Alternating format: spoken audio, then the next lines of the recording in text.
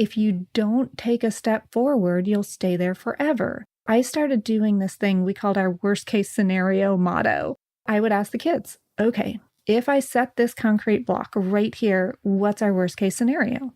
And it started out, the kids are like, oh my God, you could drop it on your ankle and fracture your ankle. An airplane engine could fall out of the sky and crush me. That tree branch could fall. They'd come up with these ridiculous things. And I'd have to kind of hone them in. Okay, what's the actual most likely thing that could go wrong? And we could do it wrong. And then we'd have to do it over. And I'd be like, okay, well, can you live with that? And yeah, we'd done that 12 times already that day. Of course, we can live with doing something wrong. So we just learned that once you identify what is the worst case scenario of this thing I'm about to try, and can I live with that? If the answer is yes, then there is absolutely nothing to fear.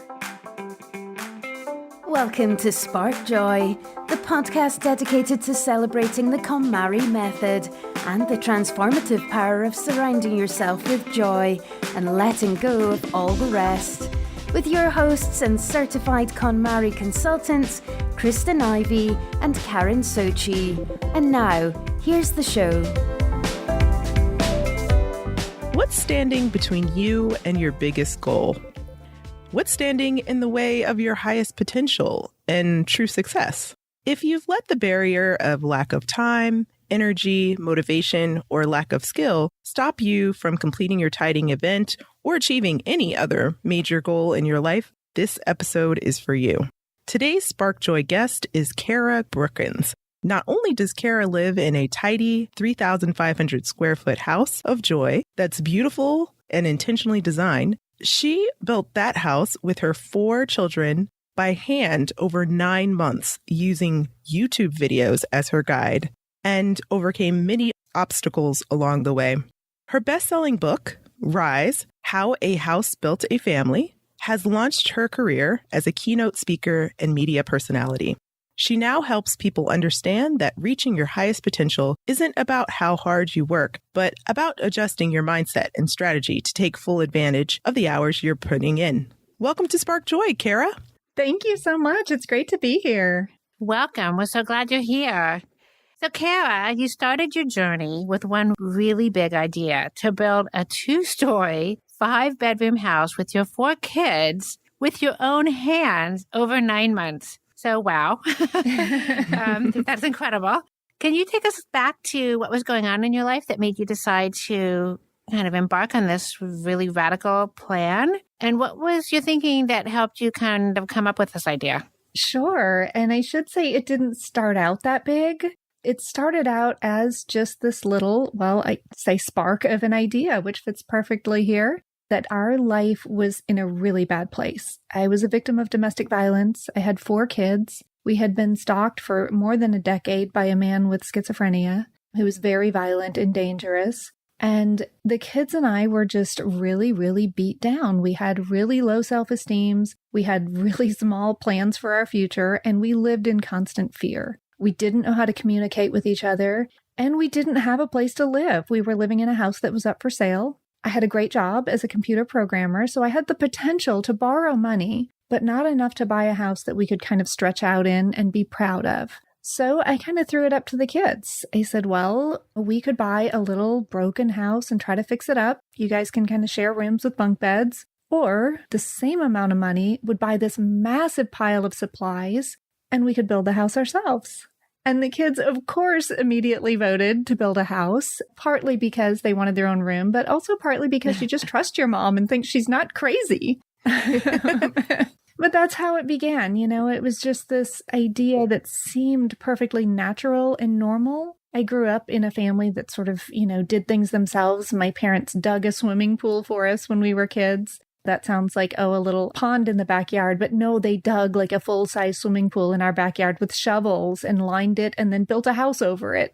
So I kind of had that mindset growing up of, you can do anything you want if you set your mind to it. So YouTube is the thing that really pushed me over the edge, because prior to that, anything that you wanted to learn was hard. You had to get books from the library, you had to ask people, you had to bring someone on who could teach you, but YouTube was just in its infancy. I've lived in the house for 10 years. So we were building this in 2008, and it was the first time there was this ability to instantly see video of how to do something. And my job was a computer programmer. So that sort of marriage of DIY mindset plus the technology is now available to show you how to do absolutely anything, including like running gas lines and plumbing. It seemed like the perfect and most natural solution. YouTube is, oh my goodness, they've gotten so big now. I'm curious, like what kind of offerings did they have that really helped you drill down?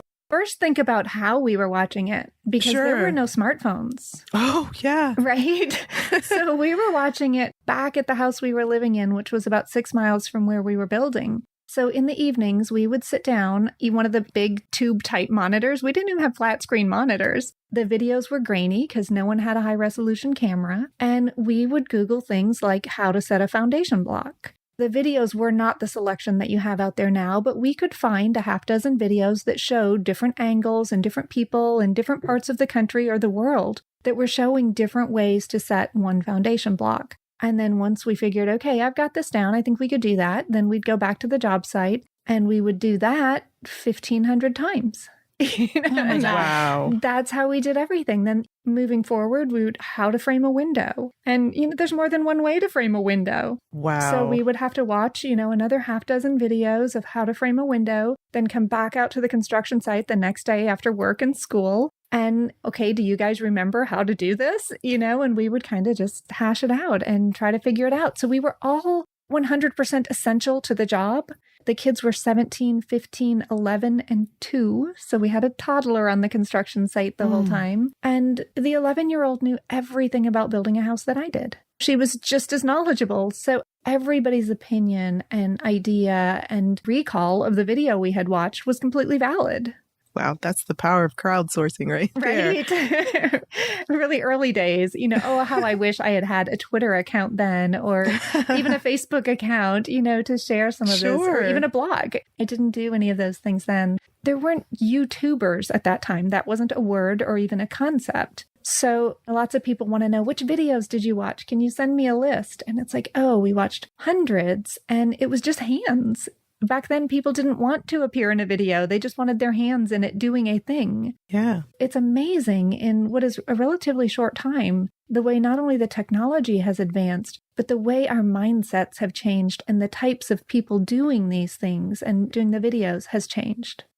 But I have to ask, just from a really practical perspective, how did you get your materials? I mean, I don't imagine that you were just going to Home Depot. And I'm sure that like when you were going to, the traditional builder supply companies, they were probably a little skeptical about this mom with her kids building a house. First, before I could even get the supplies, I had to get a loan. Can you just imagine this crazy lady? I'm a computer programmer, so I'm pasty white pale from never going in the sunshine. I also was writing fiction novels at the time. So I'm best suited to be sitting behind a computer keyboard. I'm 110 pounds.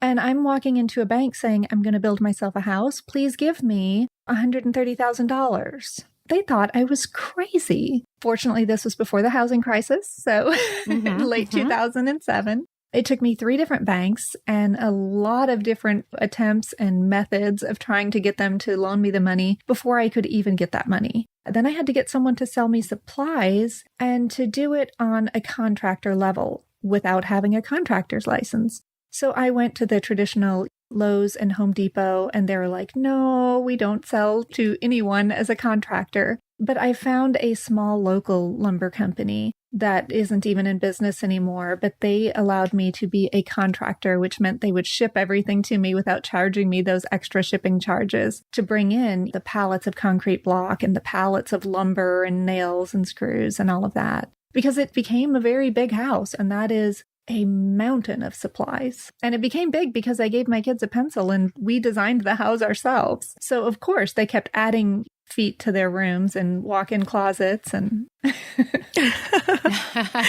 That's so cool. And speaking of skepticism, it sounds like the folks who were in charge of giving you the loan were a little bit leery of what you were doing, but were your friends and family outside of your children, like, how did they react? Were they like, are you crazy? What are you doing?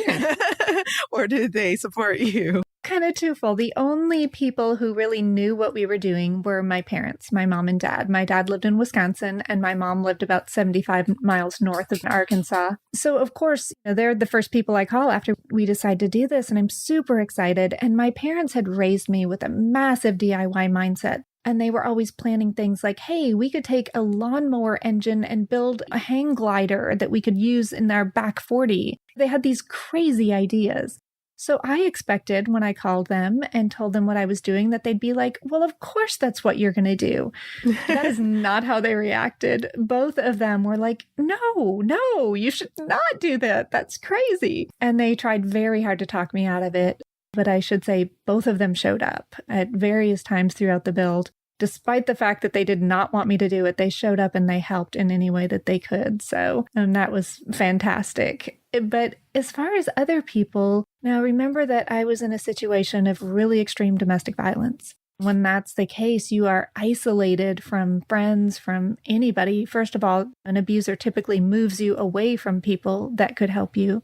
And then you isolate yourself because you're not going to allow somebody to come into your home and see the state of your life and the way that you're treated. So you become very isolated. Your kids don't have friends over. So I didn't have close friends. And I did have coworkers. I had worked at the same job for years and years, but I did not tell them I was building a house. They knew that I was building a house, but they thought in the typical way of, I had hired people and I was pointing because I would come into work, of course, exhausted. I was working full time as a programmer analyst, but I went into work very early in the morning and then got off work by 3 so I could work late into the night.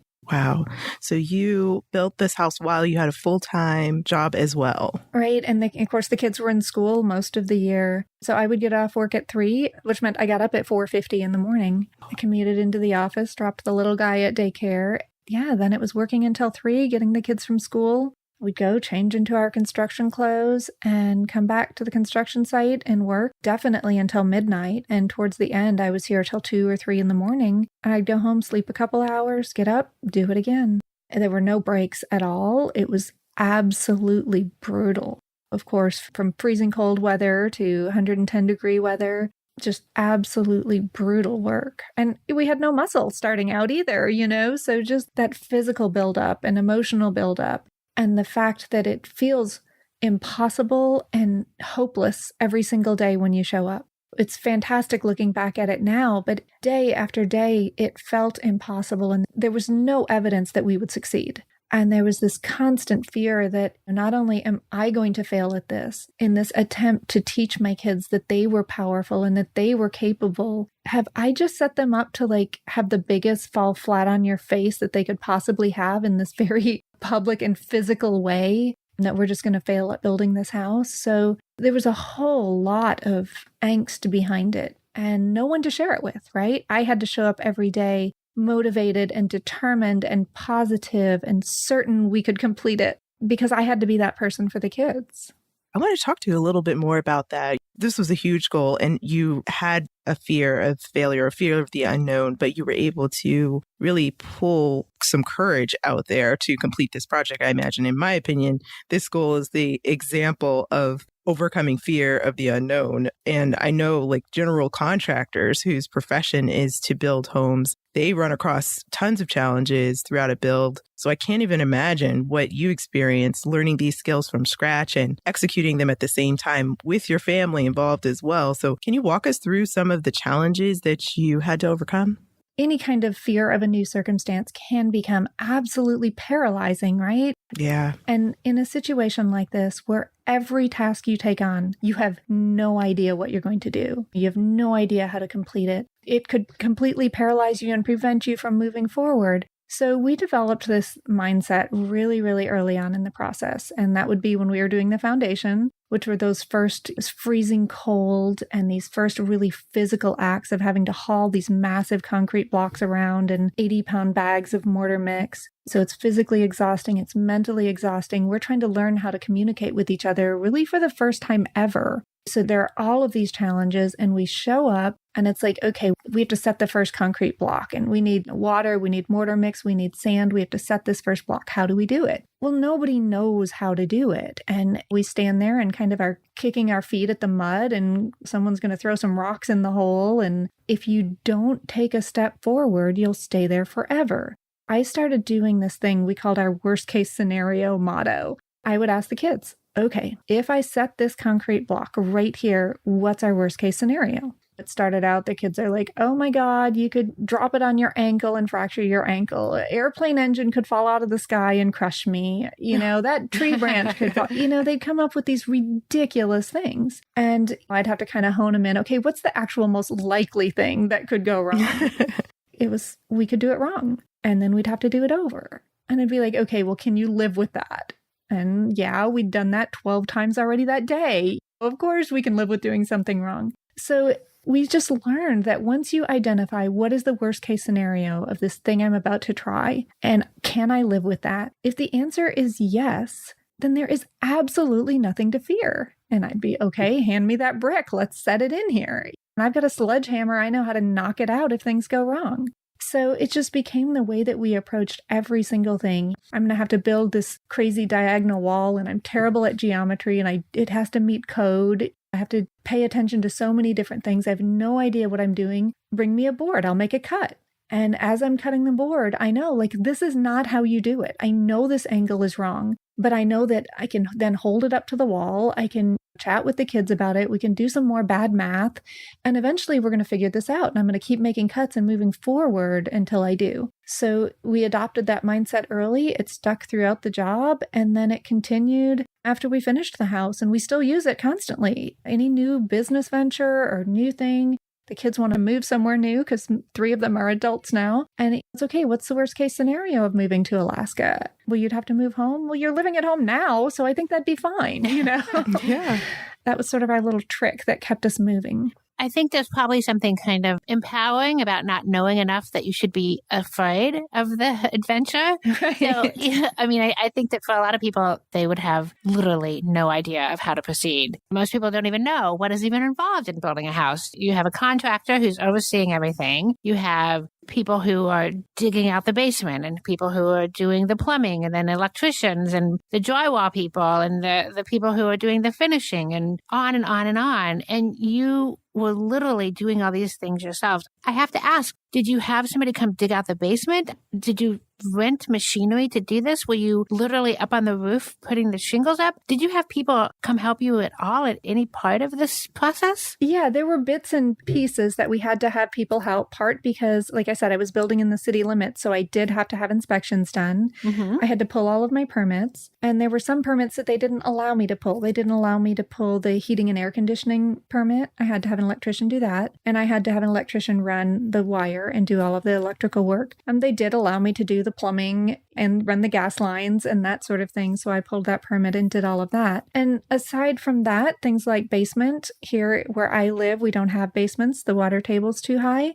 Okay. So I did a block and fill foundation. So there's no crawl space and there's no basement. I did have to dig a footer though, and I hired someone to come in with a backhoe and dig a footer, which is just like a trench that goes around the whole perimeter that we then filled with concrete. And there were a couple of other things. We laid all of the concrete blocks for the foundation, but when it came to the finished brick on the front, I knew, okay, we learned how to lay a block and we can do that, but it's not really aesthetically pleasing. So it's functional, It's kind of like my welding. I learned how to weld. I can stick 2 pieces of metal together, but it isn't pretty, We hired someone to do the finished brick. And then things like, you asked about the roofing. We did, the first story, we did the second story, then we started stick building the rafters. And because I built on a hill, the foundation is 7.5 foot tall in the front. So by the time you get on the roof, you're 3 stories high in the front half of the house. I was watching my 15-year-old with a nail gun as we were stick building the rafters. We'd already put all the ceiling joist on the top. And he had one ankle wrapped around a 2x4 hanging head first over the side of the house with the nail gun. And I said, you know what? We're hiring someone to do the shingles and the last layer of plywood on the exterior of the roof. So there were bits of things like that that I just called no on. But then, the massive parts of it, we did ourselves. We did all the hardwood flooring and as well as, of course, the framing and insulation and all of that sort of thing, tile. And the foundation, like I said, we are still learning so much there. And that speaks really a lot about fear too, because when we first started doing the concrete blocks, like I said, there's 1,500 of these blocks. You need 3 ingredients. You need water, you need sand, you need mortar mix. I was the plumber. And that meant I had to hook into the city water main in order to get water onto the site. And I was terrified of doing that. When I pulled the permit, they told me if you collapse the street, because I had to drill under the street to get to the city water main, then you have to fix the street. Like, you're responsible for fixing that. And I was like, good Lord, I'm trying to figure out how to build a house. I don't have time to figure out how to build a street too, So I just kept putting it off. And we had a 9-month construction loan. That's all the time that we were allowed to build the house. So I couldn't just wait until I gathered the courage. So instead, we had to get water from my neighbor's half-frozen pond and haul these buckets of water up and mix all of the mortar in a wheelbarrow to build the entire foundation. Where 2 months later, when I gathered the courage and hooked up that city water main, which I just had to hire someone to bore under the street for me, and it could have collapsed. I would have been responsible for it, but it didn't. It was simple. It was like, an hour job of hooking up this water main, and here I had delayed us and made our work 10 times harder if I hadn't been afraid just to leap in and do it. So, it was a really good lesson for me. After that, anything that needed to be done, I was like, I'll give it a try. I could save months of my own time, and hauling buckets of water is hard work, in addition to hauling the block and mixing it and setting it all. So yeah, that was one of those unfortunate hiccups in the beginning that I overcame, and that really overcame a mindset for me. I would imagine that it is super empowering to have gone through that experience, but there's also something that sounds really powerful about recognizing when you should reach out for help. And this idea of, well, I'm going to give it a try, but I've decided that if I can't do this myself, or if it's more cost effective or will be a better outcome to hire someone else to do it, that's what I'm going to do. Right. And it comes back to that same question, right? What's the worst case scenario? Right. If the worst case scenario is my son landing on his head on the brick shrapnel at the bottom of this house, then if your worst case scenario is unacceptable, if your answer is unacceptable and you can't live with it, then you have to change something about the situation. Sure. It doesn't mean charge forward into any situation. It means evaluate it, be realistic. When we were framing the house with wood, when we were at that point and I'd ask that question, they'd say, you could cut your hand off. Well, true. So let's learn really well how to use these tools, take precautions against cutting our hand off. Now we've eliminated that worst case scenario. We can move forward. I'm just so impressed. I also absolutely love the inside of your house as well. You. I've seen the photos, and really it's beautiful and intentional. And that's on the inside and the outside. After speaking with you, I understand why, because of just, wow, all that you've gone through and accomplished. It really has reflected through the final project. And you lovingly call your home Inkwell Manor. Can you tell us a little bit about where that name came from? Sure. And I don't think I was as intentional about the interior until after we built it. Mm-hmm. But I was very intentional about the exterior and the structure, and I built it super energy efficient. That was a huge thing for me. Everything about the house was built energy efficient, and we named it prior to building it. Before we even set the first block or dug the footer, it had a name, Inkwell Manor. And that was because I did not want to be a house builder. That was not my life goal. My life goal was to continue being a writer. And I wanted a house that was comfortable, that was super efficient so that it would be inexpensive to live in, that would have a library where I could sit and write books. So the idea of this house kind of being the protective aspect of it, but also that sort of inkwell where all of my future books would come from. So that's where the name came from. And my dad helped me make a big concrete sign that's in front of our house that names it. Part of that was a declaration, right? Because it's so easy to find excuses for not reaching for a crazy big goal like writing books and trying, it's hard to write books. It's hard to get books published. It's hard to be successful as a writer. But I think that any goal you have, if you put some like massive physical representation, whether it's artwork or in this case, a massive sign declaring, I am a writer, it really makes you want to live up to it. You can't run from it. People are going to ask you about it, and then you're going to have to reaffirm that goal. It's a concrete Post-it note. Right.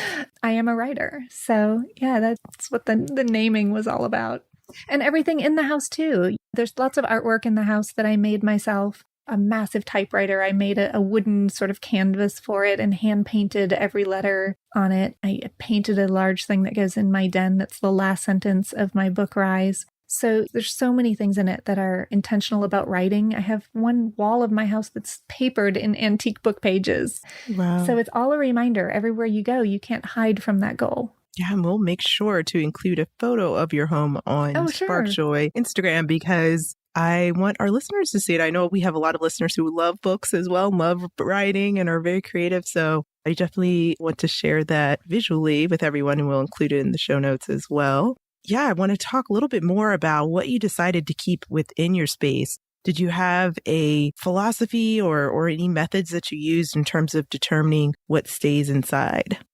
That was so much more intentional right after we moved in. I guess that the kids were 17, 15, 11, and 2. And it was very intentional to only keep the things that we needed and to try to only acquire, especially when it comes to clothing and stuff, to only acquire things that we love. You don't buy a shirt because it's on clearance, and, you have to love it. You have to really love it. So much about our space was that way, and that it had to reflect ourselves, each one of us, our personalities. The complication in that comes as your kids kind of go off to college and leave stuff. That's my biggest challenge now, because they've moved in. The oldest 3 have moved out and in and out and in a few times, each time leaving a new variety of things. In fact, I just this last weekend kind of faced that, where we decided to make one of our extra bedrooms into a recording studio to do some videos. It was this closet is filled with things that belong to a kid who no longer lives here, and trying to make those determinations. And it came down to asking those same questions. What do they love? What do I love? What still belongs in their life? They aren't this person anymore. This is their childhood self still in this room. So it was making those very, very intentional decisions. But it's a challenge. It's tough. It's tough to let go of things that represent periods in your own life, or especially, I think, for me, harder periods in my kid's life, and to make that decision for someone else. Yeah, I think a lot of our listeners probably have gone through very similar situations. I kept thinking, Kristen and I have some great tips for you on how to deal with them. I need them. Well, you're starting at a great place, because I realized recently I actually didn't use the word joy a whole lot when I was going through my KonMari process, because I interpreted Spark Joy as like, what do I love? So whenever I pick up something that I want to keep, I could tell that I really like it when I'm like, oh yeah, I love this. Oh my gosh, I wear this all the time. Or, oh, I'm going to keep this forever. If I'm using language like that, was kind of my criteria. And then, I of course, on the larger scale, asked myself what sparks joy now. Yeah, it's all about love, respect, honor, gratitude, all those great things. And it shows in your home. It's truly a reflection of your journey. There's the separation of nostalgia from joy too, right? Yeah. And I think that's where it becomes complicated, especially for me, for family members that I no longer have. And you want to make sure you can keep some things that belong to them, some of the things that bring that nostalgia, but you don't have to keep all of them. And it was coming to that, I lost my mom and my grandparents. And my brother. I don't have a lot of family. I don't have people. So you want to hold on to a bit of that, but that recognition that, you can hold on to a bit, but not all. And to remind my kids too, and this is something I remind them all the time, like, I'm holding on to this because it was my grandmother's or my great-grandmother's. It means something to me. If it means nothing to you when I'm gone, let it go. Never hold on to something because it meant something to someone else. So that's one of the criteria I've given the kids. And I think that that's one of the main reasons that the sentimental category is the last one that we do, because it is so difficult and so challenging. And it takes a lot of practice with some of the things that aren't quite so difficult. But speaking of your kids, how has this entire experience impacted them? It's been, about 10 years since you built the house? And some of them, as you mentioned, are now adults. What has been the lasting impact on their lives? Oh, goodness. It changed everything. Just watching them when they were these teenagers and preteens going through school and looking at their futures and the uncertainty that they felt, the way they held themselves back compared to when they did graduate from school and went off to college. And my son moved up to Alaska, and then he moved to Denver. My daughter lived in LA and DC, and now one lives in Toronto, one lives in DC. One is here in Little Rock, and then of course the youngest is just 12. But they have this fearless way of trying anything from like climbing an ice wall to snowboarding to starting multiple businesses to flying to foreign countries in this way that as a mom, I want to say, whoa, are you sure?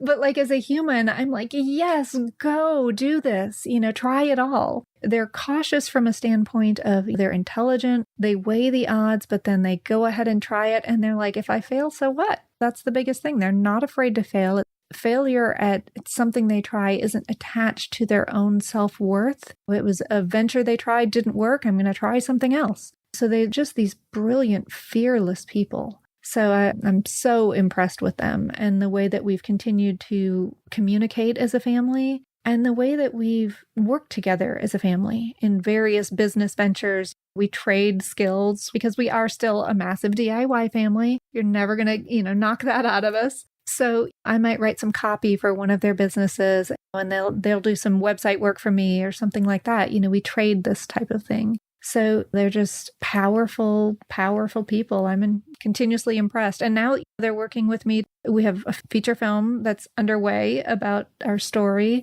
And they're kind of helping me figure out how's the screenplay going to go. I'm working with the screenplay writer, sort of rewriting our story for Hollywood. And they've all been parts of bits and pieces of that. So cool. Congratulations on that feature Thank you. film. Scary. It's a scary thing. It's exciting, but it's more fun when it's a cocktail game, like, ooh, if somebody made a story about your life, who would play you? Yeah. But when it's real, it's scary just because it's such a public representation of yourself that isn't entirely you. Mm-hmm. It's Hollywood, so it's not the full truth. I wrote the book and that's the truth. And then you have the Hollywood version. And you have this fear of, gee, what if it doesn't turn out great? Or what if it represents me or one of my kids in a way we don't like? We're stuck with that forever. There's no reining it back in. Fortunately, we have some fantastic producers. We have an A-list actress who really wants to be part of it.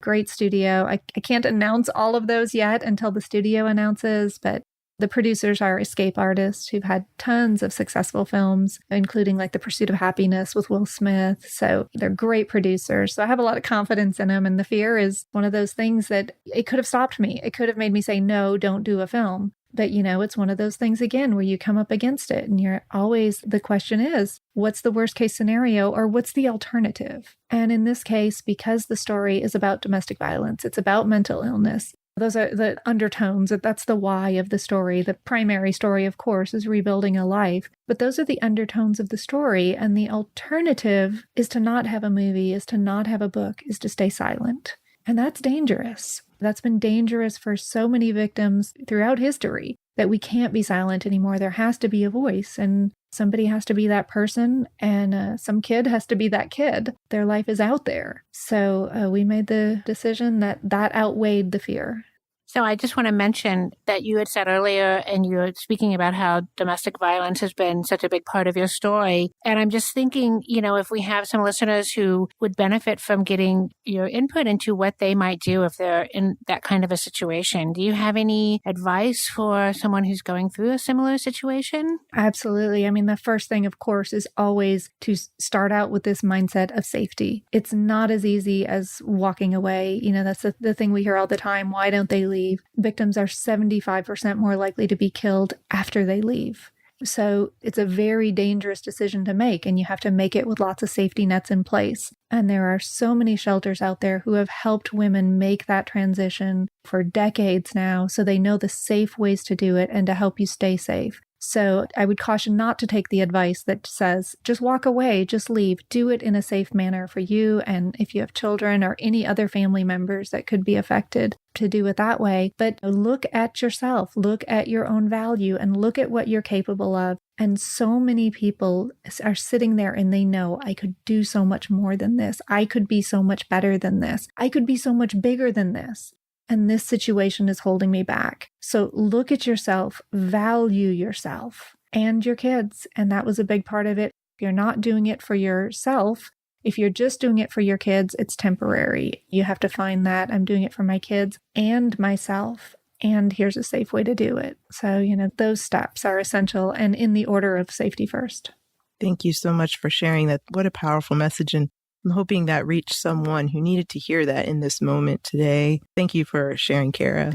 And I would love to just chat a little bit about how you are doing right now. I mean, you talked about how this project impacted your kids, but it seems like you have taken a turn in terms of your whole direction of your life. You're now doing keynotes and sharing your story, helping others, and teaching others those unconventional lessons that you learned through this amazing experience. So how is your life going today? What's sparking joy for you? It's so funny how life can spin you around. The book came out 1.5 years ago, and it became this viral story, 75 countries. It was viewed more than 2 billion times so far. It's coming out in traditional Chinese next, and then we have the film, and so many things happening and other foreign deals. And then, like you said, the speaking, which has become my primary profession now, is speaking to corporations, at events. Again, go back to what's that sign in my front yard about? It was about writing books, right? And my jobs as a computer programmer previously, and then as writing, are the farthest thing from standing on a stage that you can imagine. They're all about sitting behind a keyboard. So what a massive change in perspective and in goals. And I had to really evaluate, especially over the last year, I had never planned to be a speaker. I was horrified to get on a stage the first few times. Back in school, when I had oral communications class, I stood up in front of the class and cried like a baby. I was terrified. So to reevaluate, does this fit in with my life goal? And do I want this to be a life goal? So I spent the last year really reorganizing, replanning, trying to figure out, is this the right direction for me? And every time I go someplace to speak, I have, generally a book signing after, or at least a mingle where I get to talk to people. And the number of people that come up to you and say these words, you did this thing. Now I believe I can do this thing. It may not be build a house. Maybe it's build a business. Maybe it's paint my dining room. Sure. But it's because they saw somebody who was unlikely take on some big challenge, they believe they could. How could you not get up and stand on a stage and say that again? When it just became more and more clear that this is what I need to do. And not just need to do, but want to do, made that transition over. And of course, I still want to write. I have a new nonfiction book that I'm working on right now. It's just in research stages where I'm doing tons and tons of research, and a whole notebook full of fiction books I want to write in the future. But I'm okay putting that on hold. The sign is still in the yard. It's still what I'm going to do, but it's just a part. It's just a part of who I am and what I'm going to do. No longer the one and only thing, which I think is healthier. Thank you for giving us an update. I mean, you are inspiring so many. And before you leave us, share what your favorite tidying tip is or your favorite home DIY tip. Okay, DIY tip. Everybody needs a cordless drill. Men, women, everybody. You need a cordless drill, and you don't keep it out in the garage or the shop. You keep it in the house so that it's there, it's ready, and you never have the excuse of not having the tools to do a project because it's the main tool you're going to need. Tidying up tip. I do this thing, and my mom used to always tell me this. Anytime you go in a room, leave it better than when you came in. I like that one. And I do it in this almost obsessive way where I'm just kind of passing through the room, but here's this little thing that I can make better. And sometimes it's hard, sometimes the house is actually looking pretty good and you have to work at it. You may have to open the closet to find something, or somebody's shoes are there or whatever. Maybe it's a piece of paint, an area of paint that needs to be touched up. You may have to really search for it. But can you imagine, I try to get my kids to do this and they are not as good at it, especially the 12-year-old. But can you imagine if everybody in your house did this in every room, how easy it would be? Just make every room better. I love that tip so much because I also think that applies to the world. So, this whole idea that not only should you leave a room in better shape than when you entered it, but maybe also the world. And some of the things that you were talking about are so inspiring because I think what your message is really about having really big dreams, but just taking them one step at a time. And that's the best direction forward. So maybe it starts with the room and ends with the world in a bit of a better place. Yeah, I agree 100%. And to make it big, I think that we have these big dreams and the number of people who will say, I want to build a house someday. I hear that every day and I'm like, well, then do it. Don't have that be something I want to do someday. Don't wait until it's the right moment, because it never will be. Whatever that thing is that you want to do, start doing it now. I don't care if it just means like you saw a faucet on clearance that you really loved when you were at Lowe's, then pick it up. Now that's the first step toward your new house. And keep doing those steps. People wait, and then they start too small too. I'm all about doing big things. Love that. So, Cara, what is sparking the most joy for you today? Oh, the most joy is definitely sharing, to get up and share a message in front of an audience, and then to get to listen, to get to hear all of these stories, to just be one person after another coming and telling me something that they have done or that they're about to do. I love that moment. Thank you for sharing that. And we'd love to end with some parting words of wisdom. Do you have any tips for someone who might be feeling a little bit paralyzed at the moment? Maybe they have a big goal, whether it be tidying or something else that involves their home or their family. Well, I think the tidying has to come not just in your home, but in your mind. There are a lot of people who say, I know I can do better than I'm doing right now. I want to do something, but they don't have that goal. They don't even know what that thing is. So I think that this tidying of your house and figuring out those things that bring you joy, and then carrying that on to some sort of vision board, whether it's a Pinterest board, something digital or something on the wall that isolates that goal, that number one thing that you want to be known for, that you want to be, and then point everything you've got toward it. Fantastic. Thank you so much, Cara. It's been a pleasure hearing your story. It was incredibly inspiring, and you're just an awesome model of your truth and just really a great example for your children as well. So thank you so much for joining us today. Oh, thank you both. And I'm lucky. My kids give it right back to me. They're my examples now too. So it's a fantastic cycle. Awesome. To connect with Cara, visit carabrookins.com. You can also find her on Facebook at Cara Brookins Author or Twitter at Cara Brookins, and check out her book, Rise: How a House Built a Family. So now we want to hear from you. Tell us your burning tidying questions or share stories about how KonMari has impacted your life. You can find us at sparkjoypodcast.com and click Ask Spark Joy to leave a question or comment for a chance to be featured on next week's show. While you're there, sign up to join our Spark Joy podcast community and get notified when each episode airs. You can also join the Spark Joy Podcast community on Facebook, Instagram, or Twitter at the handle @SparkJoyPodcast. Thanks for tuning in, and we hope your day sparks joy.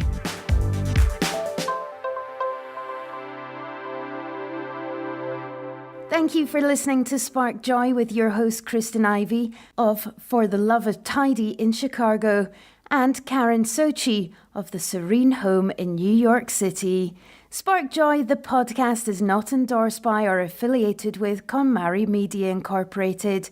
The opinions expressed on this episode represent the views of the co-hosts and guests alone and do not represent the corporate position of KonMari Media Incorporated or the KonMari consultant community.